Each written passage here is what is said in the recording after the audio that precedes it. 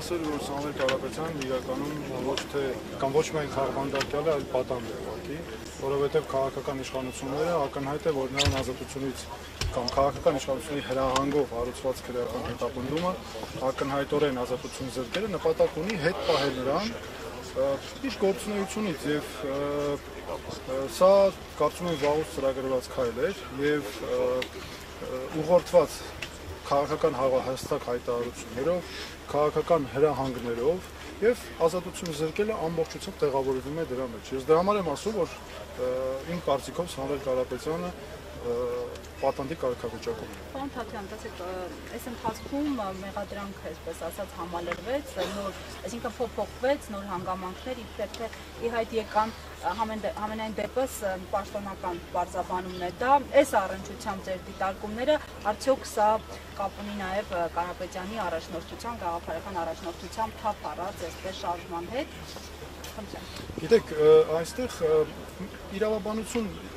չկա, ես չեմ տեսնում այստեղ իրավաբանություն, այստեղ պարզապես քաղաքական հրահանգների իրավական ձևակերպում է արված եւ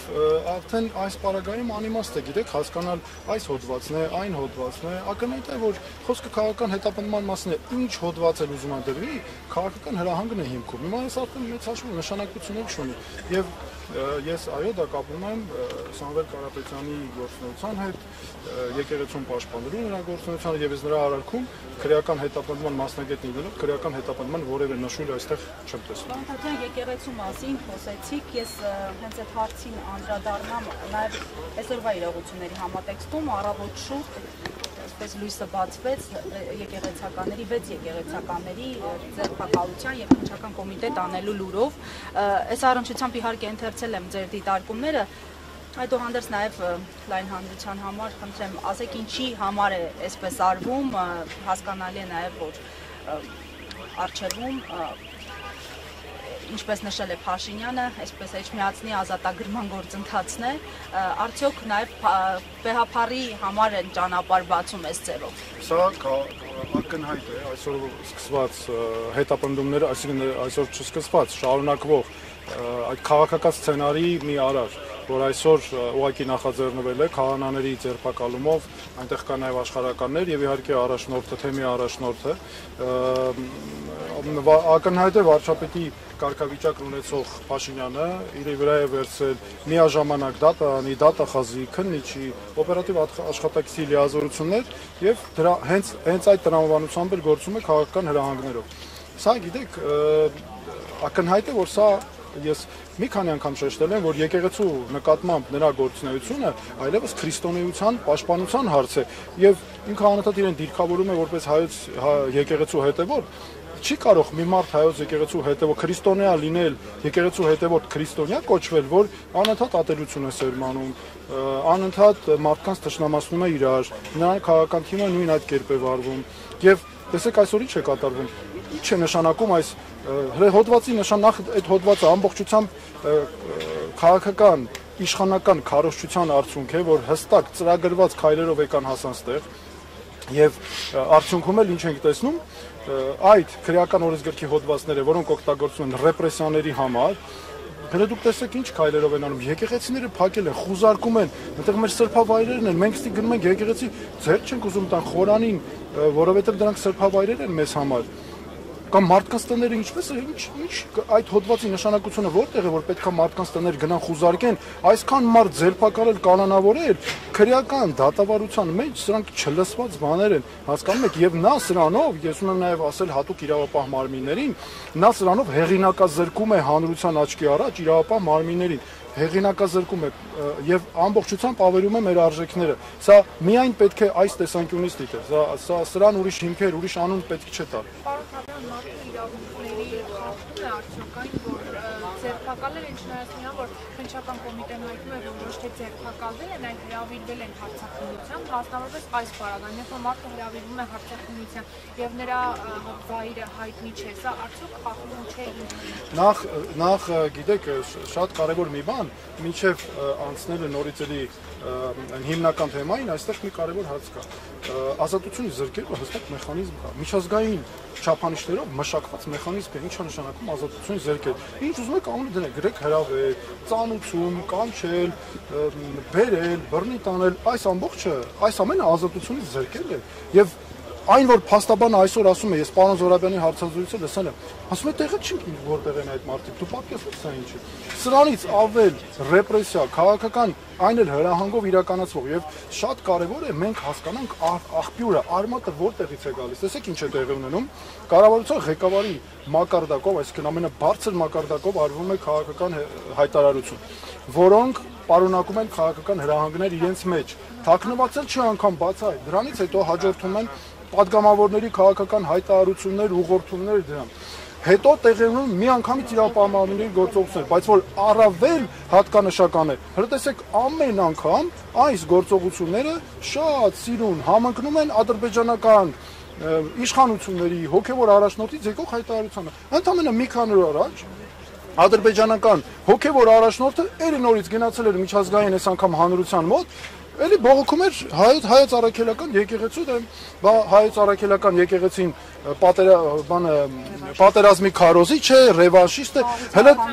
բայց խաղաղության, բայց հələ ժողովուրդ ջան, դուք նայեք իրենց բառերը, մեկին մեկ համընկնում են, հələ մի հատ վերցեք տեսեք, ինչքան էլ ուզում է հերքեն ասեն, չէ,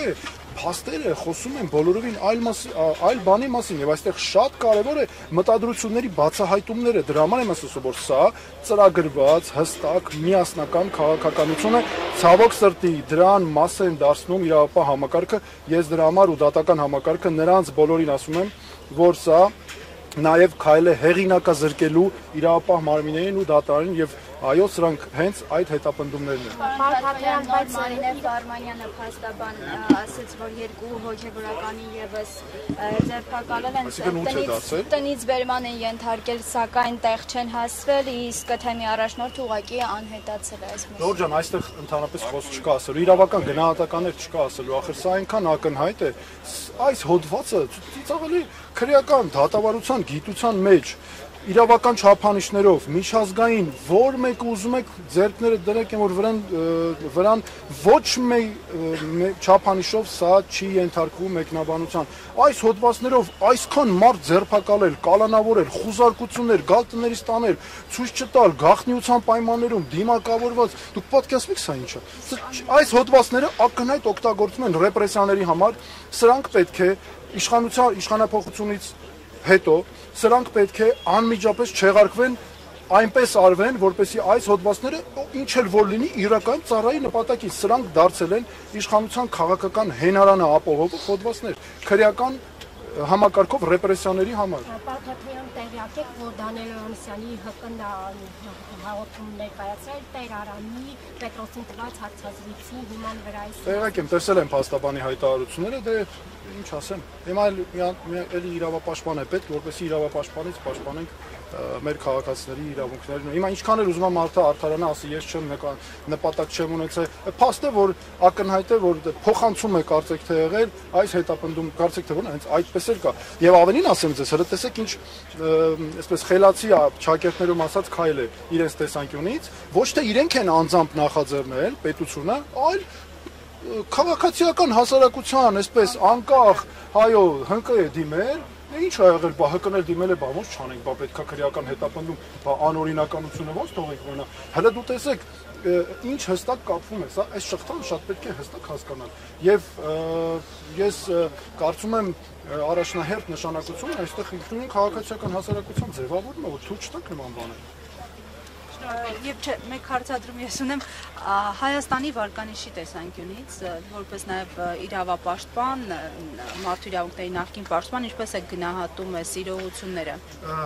Սա այս ամենը Հայաստանի միջազգային վարկանիշին, սա ասում եմ որպես Հայաստանի քաղաքացի, որպես ցանկացած դերակատարումով վերցնել, սա պարզ մարդկային հստակ բնորոշում է։ Սա Հայաստանի կամ իրավիճակ է, Հայաստանի միջազգային իմիջը լրջորեն վնասող հարց է սա։ Հələ դուք տեսեք նաև ինչ է կատարվում, հիշում եք այս ռեպրեսիաների ֆոնին բառապաշարը բա օգտագործվող։ Ամբողջ միջազգային մամուլը ծաղրում է մեր բարձրաստիճան պաշտոնյաները, սկսած կառավարության ղեկավարից սկսած, ի՞նչ բառապաշար է օգտագործում։ Այո, միջազգային իմիջը ժողովրդավարության համակարգը սա վնասում է։ Այս ռեպրեսիաները օրինակ են, թե ինչի է բերում անձնիշխանությունն ու կուսակցապետությունը, եւ սա ժողովրդավարական Հայաստանի իմիջին ուղիղ հարված է, շատ ուժեղ հարված է, դրա համար պետք է վերացնել այս անձնիշխանությունը, որ մեր մոտ լինեն ինստիտուտներ, որ ով էլ ինչ ուզում անի, չլինեն ասես ռեպրեսիաներ, կախված է մարդու կամքից։ Այսօր արթնանում է քրիստոնյա, վաղը արթնանում է ուրիշ տրամադրությունով, որ դրանով չի կարող երկրի ղեկավարի գործողությունները պայմանավորված լինել։ Քաղաքական հայտ եք ներկայացրել, չեք վախենում ռեպրեսիաներից։ Այստեղ քաղաքական հայտի հարցեր ես չեմ կը, ես եկել եմ աջակցելու Սամվել Կարապետյանին։ Ես չէ, դուք ռեպրեսիաները գիտեք ինչ կա, եթե մենք չհելնենք, չպայքարենք այս ամեն ինչի դեմ բոլորով միասին, որպեսզի ձերբազատվենք այս ապօրինություններից